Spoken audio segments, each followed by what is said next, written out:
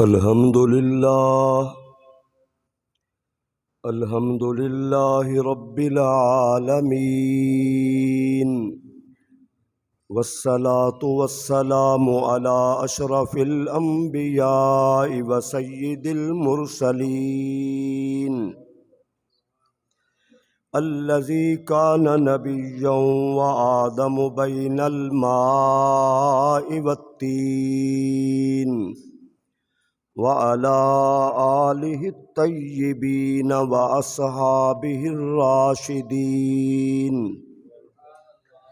اما بعد فاعوذ باللہ من الشیطان الرجیم، بسم اللہ الرحمن الرحیم، یا ایہا الذین آمنوا اتقوا اللہ وابتغوا الیہ الوسیلہ، قال اللہ تبارک وتعالی فی مقام آخر، یستفتحون علی الذین من قبلکم رب اشرح لی صدری ویسر لی امری واحلل عقدۃ من لسانی یفقہوا قولی، قال اللہ تبارک وتعالی فی شان حبیبہ مخبرا وآمرا، ان اللہ وملائکتہ یصلون علی النبی، یا ایہا الذین آمنوا صلوا علیہ وسلموا تسلیما، اللہم صل علی سیدنا و مولانا محمد وعلی آل سیدنا واصحاب سیدنا و مولانا محمد وبارک وسلم وصلوا علیہ صلاۃ و سلاما علیک یا سیدی یا رسول اللہ، وعلی آلک و اصحابک یا سیدی یا حبیب اللہ۔ اللہ رب العزت کی حمد و ثنا حضور نبی اکرم شفیع امت رحمت عالم خاتم النبیین صلی اللہ تعالی علیہ وسلم کی ذات اقدس پر درود و سلام عرض کرنے کے بعد دعا ہے اللہ رب العالمین حضور کے وسیلہ جلیلہ سے ہم پر رحم و کرم فرمائے۔ فتنوں کا دور ہے اور اس فتنوں کے دور میں قرآن کو بھی اور احادیث کو بھی متنازع بنا دیا گیا ہے۔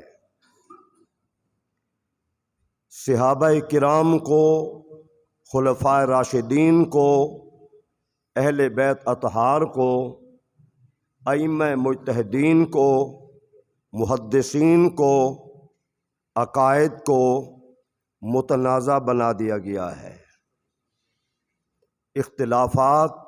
اختلافات بہت سارے معاملات بگڑ گئے۔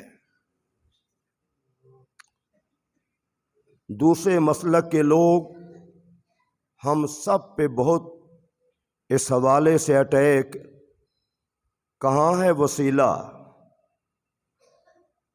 اور ایک مولوی مر گیا، وہ کھلم کھلا کہتا تھا ہمیں وسیلے کی ضرورت نہیں، نہ پتیلے کی ضرورت ہے۔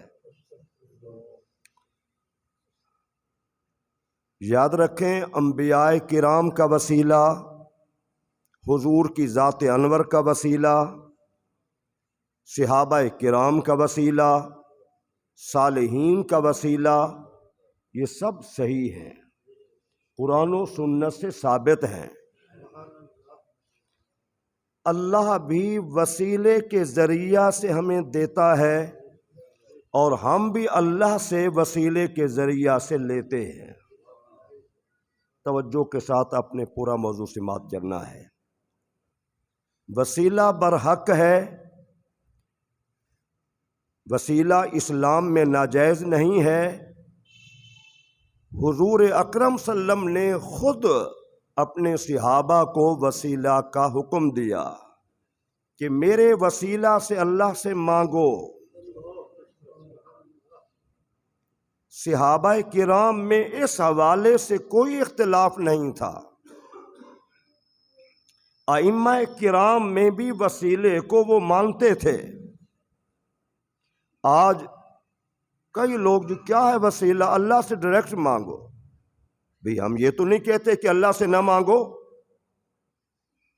کوئی سنی عالم دین نہیں کہتا کہ اللہ سے نہ مانگو، اللہ سے مانگو۔ اور یہ بھی ہم کہتے ہیں کہ اللہ کی دربار میں حضور کا اور صالحین کا وسیلہ دے کر مانگو، اللہ جلدی کرم فرماتا ہے۔ قرآن مجید میں اللہ کریم نے کیا فرمایا؟ یا ایھا الذین آمنوا اتقوا اللہ، اے ایمان والو اللہ سے ڈرو، وابتغوا الیہ الوسیلہ، اس کی طرف پہنچنے کے لیے وسیلہ تلاش کرو، وسیلہ تلاش کرو۔ درمیان میں کوئی چیز رکھ کر آگے منزل تک پہنچنے کے لیے درمیان والی چیز کا سہارا لینا، یہ ہے وسیلہ۔ جس طرح ہم چھت پہ جاتے ہیں تو سیڑھی کو استعمال کرتے ہیں، چھت تک پہنچنے کے لیے سیڑھی ایک وسیلہ ہے، سیڑھی ایک ذریعہ ہے، سیڑھی ایک واسطہ ہے۔ اسی طریقے سے اللہ کی دربار میں پہنچنے کے لیے، اللہ سے مانگنے کے لیے، ہم حضور کی ذات انور کو، صحابہ کرام کو، اہل بیت اطہار کو، صالحین کو، یہ اللہ کے حضور قرب میں پہنچنے کے لیے بطور وسیلہ استعمال کرتے ہیں۔ تو قرآن و سنت کی روشنی میں ساری گفتگو توجہ کے ساتھ، اللہ کریم نے دوسرے مقام پہ فرمایا وَيَسْتَفْتِحُونَ عَلَى الَّذِينَ مِن قَبْلِكُمْ، پہلے پارے میں، اور یہ یہودی فتح طلب کرتے تھے آپ کے ذریعہ سے ان کفار پر۔ ابھی حضور کی دنیا میں تشریف آوری نہیں ہوئی تھی، یہودی موسیٰ علیہ السلام کے امتی جب ان کا مد مقابل کافر ہوتا، مشرک ہوتا، تو اہل یہود کی جب لڑائی ہوتی تو پھر کیا جب دیکھتے اب ہم ہارنے لگے ہیں، جنگ میں شکست ہو جائے گی، تو پھر کیا ہے، وہ حضور کے وسیلہ سے دعا کرتے اللہم انصرنا بالنبی المبعوث فی آخر الزمان الذی نجد صفتہ فی التوراۃ، اے اللہ ہمیں اس نبی کے ذریعہ سے فتح عطا فرما جس کو تو نے آخر زمانے میں بھیجنا ہے، جس کی اوصاف، جس کی تعریف، جس کی صفتیں ہم تورات میں پڑھتے ہیں۔ ابھی تو حضور دنیا میں آئے نہیں تھے تو اللہ نے ان قوم کو بتایا تم وہی نہیں ہو، جب میرا نبی دنیا میں آیا نہیں تھا تو تم ان کے وسیلے سے دعا مانگتے تھے، اب پہچان بھی لیا، اب مانتے کیوں نہیں ہو؟ اگر وسیلہ حرام ہوتا تو اس نبی کے ذریعہ سے اس کی امت کو بتا دیا جاتا، وسیلہ جائز تھا۔ ابھی تو حضور دنیا میں نہیں آئے تو اللہ کریم نے پہلے پارے میں فرمایا میرے حبیب یہ تو آپ کے آنے سے پہلے آپ کے ذریعہ سے فتح کی دعا مانگتے تھے۔ اگر وسیلہ حرام ہوتا تو اللہ ان کا یہ عمل حرام قرار دیتا، ناجائز قرار دیتا، بلکہ ان کو متنبہ کیا گیا پہلے تم وسیلہ سے دعا مانگتے تھے، اب تم کیوں انکار کر رہے ہو؟ اور یاد رکھیں اللہ بھی وسیلے کے ذریعہ سے دیتا ہے، درمیان میں واسطہ بنا کر۔ سمجھیں، ہر بندہ سمجھے گا انشاءاللہ۔ بہت سارے ہمارے کمزور عقائد کے لوگ جن کو خبر نہیں، علماء سے دور ہیں، انہیں تو کیا خبر ہو۔ میں کہہ رہا ہوں ہم تو اللہ سے مانگتے ہیں وسیلہ کے ذریعہ سے، اللہ بھی اپنی مخلوق کو دیتا ہے وسیلے کے ذریعہ سے۔ نیچے سے اوپر جائیں تب وسیلہ، اوپر اللہ اپنی مخلوق کو دے پھر وسیلہ۔ آپ سے میں پوچھتا ہوں، قرآن ہے، دنیا کے احکامات ہیں، یہ اللہ نے ہمیں ڈائریکٹ دیے ہیں یا حضور کے وسیلہ سے دیے ہیں؟ بھائی سمجھانے کے لیے آسان سی مثال، نمازیں کتنا فرض ہوئی تھی؟ 50۔ کتنا؟ 50 نمازیں، تو 45 اللہ نے کس کے ذریعہ سے معاف کروائیں؟ ٹھیک ہے نا؟ حضرت موسیٰ کلیم اللہ وسیلہ بنے، ذریعہ بنے، یہ نہیں پڑھ سکتے، یہ نہیں پڑھ سکتے، یہ نہیں پڑھ سکتے، تو نمازیں ہماری 50 سے 5 ہوئی ہیں، یہ بھی وسیلہ کے ذریعہ سے ہوئی ہیں۔ جو وسیلہ کو نہیں مانتے 50 پڑھیں، پتہ چل جائے گا۔ ٹھیک ہے نا؟ یہ نمازیں 50 سے 5 ہوئی ہیں میرے بھائیوں، میرے سنی نوجوانوں، بزرگوں، یہ بھی وسیلہ کے ذریعہ سے ہوئی ہیں۔ اور پھر آپ ذرا غور فرمائیں، وسیلہ کے ذریعہ سے حضور نبی کریم رؤوف الرحیم صلی اللہ علیہ وسلم کی خدمت عالیہ میں ایک صحابی حضرت عثمان حاضر خدمت ہوئے، نابینا صحابی ہیں، نابینا ہو گئے۔ یہ حدیث ترمذی شریف میں موجود ہے، صحیح حدیث ہے، اس کا کوئی راوی ضعیف نہیں ہے، اور تمام مسالک کے نزدیک یہ حدیث صحیح ہے۔ عرض کی اللہ کے رسول آپ میرے لیے دعا فرمائیں، میری آنکھوں کا نور ختم ہو گیا ہے۔ فرمایا صبر کرو، بہتر ہے، حضور یہ مشکل ہے، آپ دعا فرمائیں۔ تو چاہیے تو یہ تھا، وہ کہہ رہے ہیں حضور دعا فرمائیں۔ میں حدیث پوری ذمہ داری سے عرض کر رہا ہوں، توجہ کریں، حضور کی شان سنیں، وسیلے کی عظمت سنیں، اور اپنا ایمان تازہ کریں۔ وہ کہتے ہیں حضور دعا فرمائیں۔ حضور نے دعا نہیں کی، حضور نے دعا نہیں کی، بلکہ حضور نے کیا فرمایا؟ فرمایا تم یہاں سے چلے جاؤ، جا کے وضو کرو، وضو کرنے کے بعد 2 رکعت نماز نفل ادا کرو، نفل پڑھنے کے بعد پھر میرے وسیلہ سے اللہ سے دربار میں دعا مانگو۔ اللہم انی اسألک واتوسل واتوجہ، اے اللہ میں تو سے سوال کرتا ہوں وسیلے کے ذریعہ سے، اور تجھے متوجہ کرتا ہوں بے نبی جی رحمت یا محمد و یا رسول اللہ۔ اس صحابی نے نہیں کہا، کسی اور نے نہیں کہا، حضور آنکھیں کا نور تو اللہ دینے والا ہے، اور آپ مجھے تعلیم دے رہے ہیں کہ جاؤ وضو کرو، نفل پڑھو، پھر صرف مطلقاً دعا نہیں بلکہ خود حضور وسیلے کی دعا کا اسے بتا رہے ہیں کہ میرے وسیلہ سے اللہ سے مانگو۔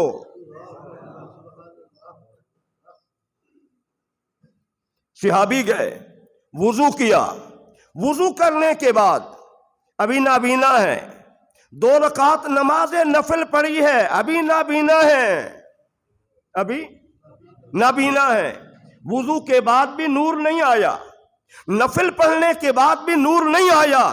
نور کب آیا ہے؟ جب حضور کی ذات انور کو اللہ کی دربار میں وسیلہ پیش کیا ہے، اللہ نے آنکھوں کا نور دے دیا ہے۔ اللہ اکبر، یا رسول اللہ،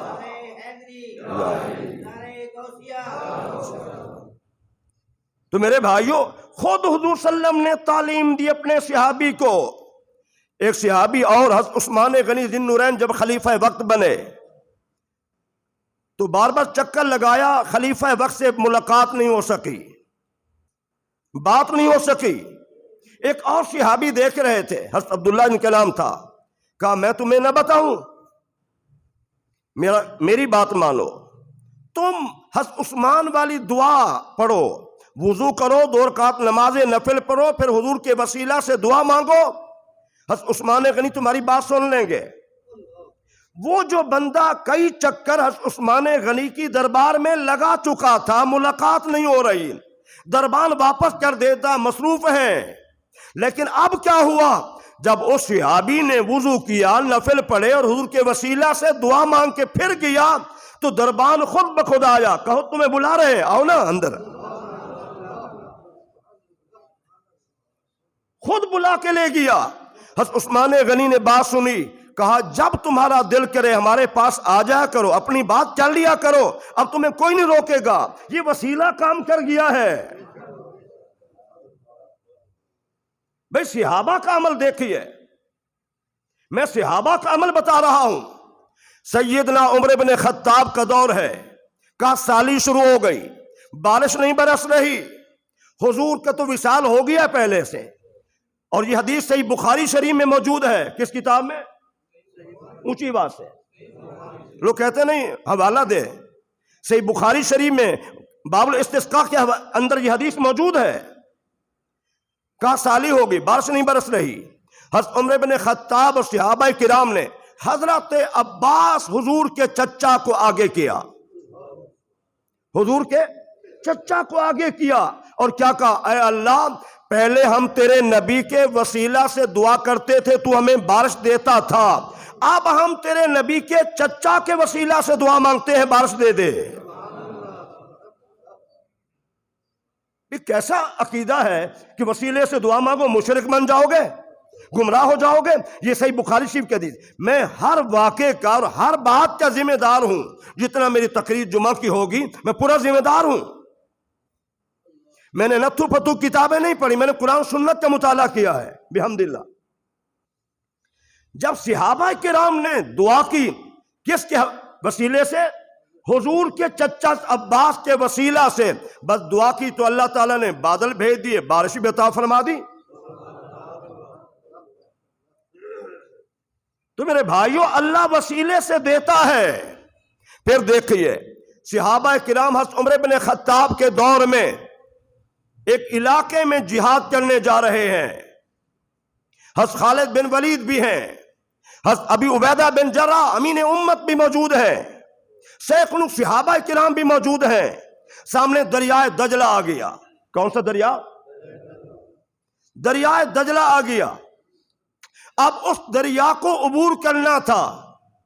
اس دور میں کشتیاں تھی، کوئی کشتی نہیں ہے، پانی بھی گہرا ہے، جانا بھی ضرور ہے، جہاد بھی کرنا ہے، اب کیسے جائیں؟ یہ تو پانی بڑا گہرا ہے۔ ایک صحابی آگے بڑھے، اس نے کیا کہا؟ اللہ اکبر کبیرہ، 14 صدیوں کے بعد رب کعبہ کی قسم ہے، ہمارا عقیدہ وہی ہے جو صحابہ کا عقیدہ تھا۔ عرض کی اے دریا، تجھے حضور کی عزت کا واسطہ ہے اور حضرت عمر بن خطاب کے عدل کا واسطہ ہے، الا خلیتنا، کیا تمہیں راستہ نہیں دے گا؟ حضور کی عزت و عظمت کا وسیلہ پیش کیا، حضرت عمر بن خطاب کے عدل کا وسیلہ پیش کیا۔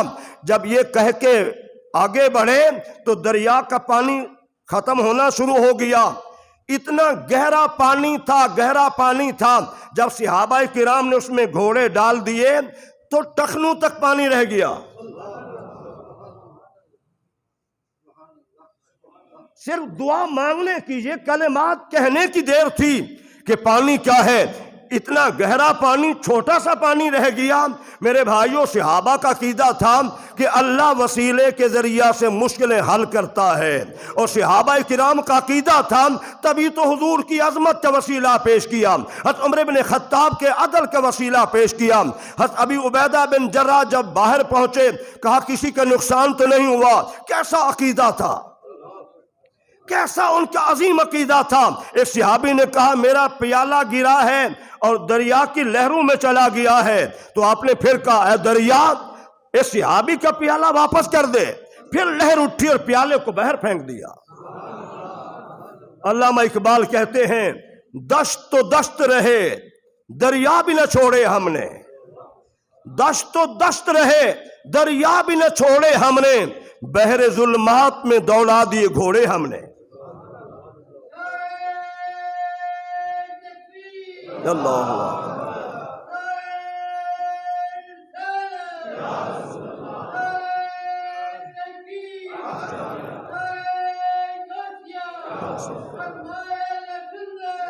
میرے عزیزان گرامی، اللہ کریم وسیلے کے ذریعہ سے سیدنا علی المرتضیٰ کی والدہ حضرت فاطمہ کا وصال ہو گیا، ان کی قبر انور میں حضور تشریف لے گئے اور حضور نے فرمایا اے اللہ تجھے میرا وسیلہ ہے اور مجھ سے پہلے انبیاء کا وسیلہ ہے، میری امی فاطمہ کی قبر کو کشادہ کر دے۔ حضور خود فرما رہے ہیں اے اللہ تجھے میرا وسیلہ ہے اور مجھ سے پہلے انبیاء کرام کا وسیلہ ہے، اس کو قبر کو کشادہ کر دے۔ میرے بھائیو، حضور صلی اللہ علیہ وسلم تو خود وسیلے کی دعا فرما رہے ہیں۔ اور پھر دیکھیں ذرا، حدیث طیبہ میں آتا ہے ایک علاقے میں جنگ ہوگی، حضور نے فرمایا اللہ کریم اس جنگ میں صحابہ کرام کو کسی صحابی کی وجہ سے فتح دے گا۔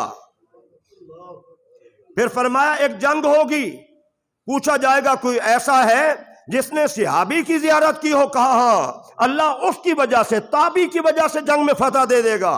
پھر ایک جنگ ہوگی جس میں تبا تابی موجود ہوگا، کسی نے تابی کی بھی زیارت کی، کہا ہاں، اللہ اس کی وجہ سے فتح دے دے گا۔ میرے بھائیوں، وسیلہ اسلام میں جائز ہے، زندہ کا بھی جائز ہے اور فوت شدہ کا بھی وسیلہ کیا ہے؟ جائز ہے۔ حضرت امام شافعی رحمت اللہ تعالی علیہ کتنا وقت کے بڑے امام گزرے ہیں، آپ فرماتے ہیں جب مجھے کہ مشکل درپیش آتی ہے، مشکل درپیش آتی ہے، یہ وقت کا امام شافعی کہہ رہا ہے میں امام اعظم ابو حنیفہ کی قبر پہ جاتا ہوں، کیا ہے؟ ان کی قبر پہ جاتا ہوں، قبر پہ جانے کے بعد 2 رکعت نماز نفل پڑھتا ہوں، پھر میں امام اعظم کی برکت کی وجہ سے دعا مانگتا ہوں، اللہ میری مشکل جلدی حل کر دیتا ہے، اللہ میری مشکل جلدی حل کر دیتا ہے۔ میرے بھائیوں، صحیح مشکوٰۃ شریف میں حدیث موجود ہے، حضور نے فرمایا جو تمہارے کمزور لوگ ہیں، غریب لوگ ہیں، نادار لوگ ہیں، ان کی وجہ سے اللہ تمہیں رزق دیتا ہے۔ یہ وسیلہ ہے کہ نہیں ہے؟ اللہ اپنی مخلوق میں کمزوروں کا وسیلہ بنا رہا ہے دوسرے لوگوں کو رزق دینے کا۔ اور اس طرح فرمایا جو شام کے ابدال ہیں اللہ ان کی وجہ سے تمہیں بارشیں دیتا ہے۔ شاید کہ اتر جائے تیرے دل میں میری بات، تو اللہ کریم اپنی مخلوق کو نوازتا ہے تو درمیان میں اپنے نبی، رسول اور صالحین کے وسیلہ کے ذریعہ سے دیتا ہے، اور ہم اللہ سے مانگتے ہیں، ہم بھی وسیلے سے مانگیں تو اللہ میں دیتا ہے، اللہ میں دیتا ہے۔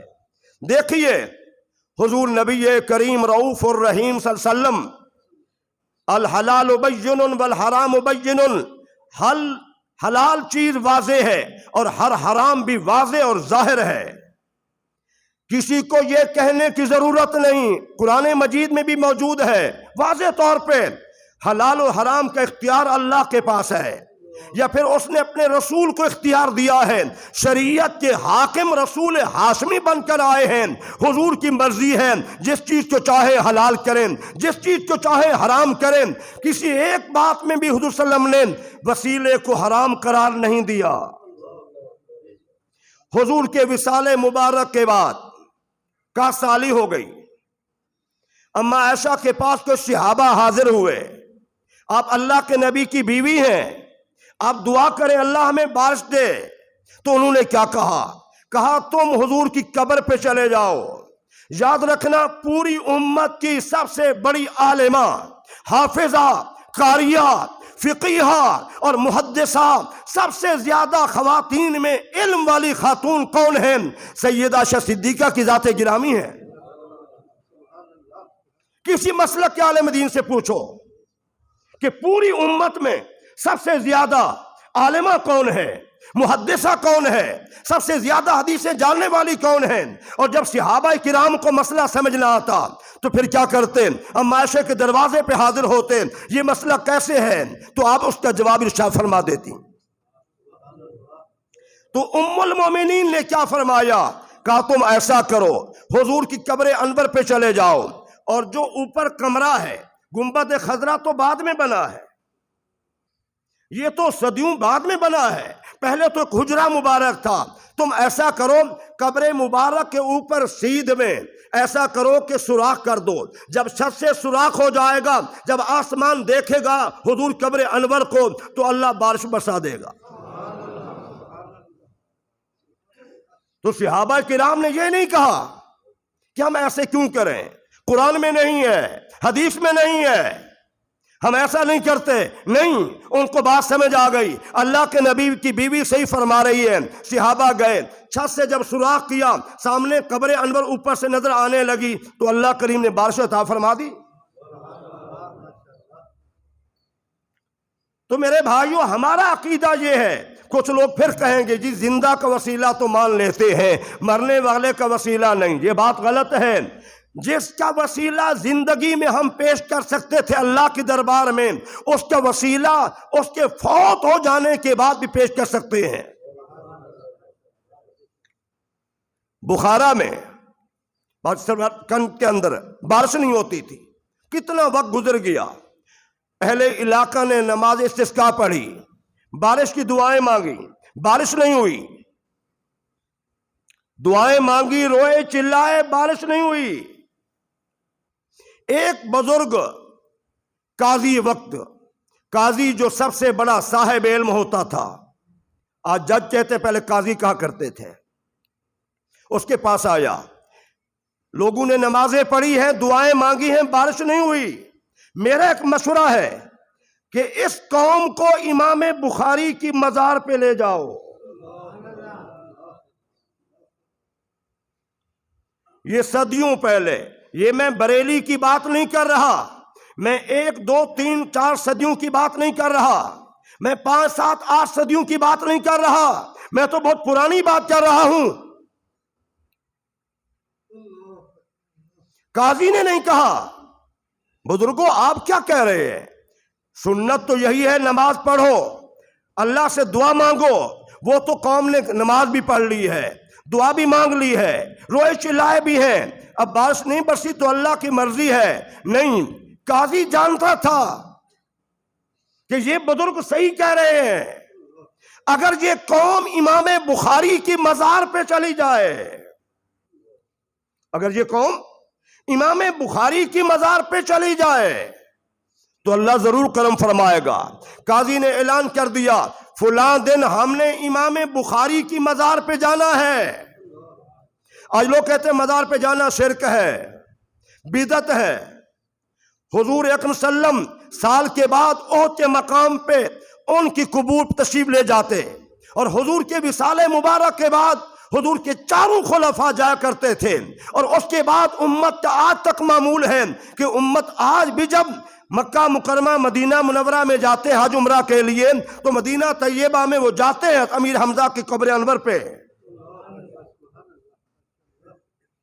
ٹھیک ہے نا؟ تو حضور کا تو معمول مبارک تھا، خلفاء راشدین کا معمول مبارک تھا. تو ہم کہتے ہیں جو صالحین لوگ ہیں، بزرگان دین ہیں، ان کی مزار کے قریب جا کے دعائیں کرنا یہ صحیح قرآن و سنت سے ثابت ہے، اور اللہ ان کی برکتوں سے دعائیں قبول کرتا ہے. بحمد اللہ ثم الحمدللہ میں اپنی ہڈ بیتی سنا سکتا ہوں کئی واقعات، لیکن میں وہ آپ کو بتانا مقصود نہیں ہے. کہ اللہ کریم سنتا ہے، واسطے وسیلہ کے ذریعہ سے سنتا ہے. اب کچھ دنوں کے بعد قوم چلی، امام بخاری کے مزار پہ پہنچی. جب وہاں جا کر دعا کی تو اللہ نے، ابھی واپس نہیں پلٹے، راستے میں بارش شروع ہو گئی. تو میرے بھائیوں، وسیلہ قرآن و سنت سے ثابت ہے، قرآن و سنت سے ثابت ہے. بے شمار واقعات ہیں، بہت سارے واقعات ہیں جو احادیث سے ثابت ہیں. دیکھیے میرے بھائیو، حضرت یعقوب علیہ السلام اپنے بیٹے یوسف سے کتنا عرصہ دور رہے، لیکن جب کرتا بھیجا اور کہا کہ اس کو آنکھوں پہ لگانا ہے، میرا ایمان ہے، یقین ہے، نور اللہ دینے والا ہے، لیکن جب کرتا حضرت یوسف کا چہرے پہ لگایا تو اللہ نے آنکھوں کا نور دے دیا. کرتا وسیلہ بنا نہیں بنا؟ حضور کے منہ مبارک، حضور کے ناخن، یہ بہت ساری چیزیں ہیں. تو عزیزان گرامی، صالحین کے ذریعہ سے دعا مانگنا، ان کے وسیلہ سے دعا مانگنا۔ یاد رکھنا، کچھ لوگ کہتے ہیں صرف اعمال، نماز ہے، روزہ ہے، حج ہے، یہ چیز وسیلہ پیش کرو کسی نیک بندے کا۔ تو جس طرح اعمال پیش کیے جاتے ہیں، اس طرح ذات کا وسیلہ پیش کرنا بھی شرعی طور پہ جائز ہے۔ دوسرے لوگ کچھ مانتے ہیں بس نہیں، صرف اعمال کا وسیلہ، وہ بھی احادیث سے ثابت ہے، میں اس کا بالکل انکار نہیں کر رہا۔ جب کسی بندے سے عمل کا صدور ہو وہ وسیلہ ہو سکتا ہے، حضور کے اعمال اگر وسیلہ بن سکتے ہیں، صالحین کے اعمال وسیلہ بن سکتے ہیں، تو صالحین کی ذات بھی وسیلہ بن سکتی ہے۔ اللہ ہم سب کو دین کی سمجھ عطا فرمائے، آمین ثم آمین۔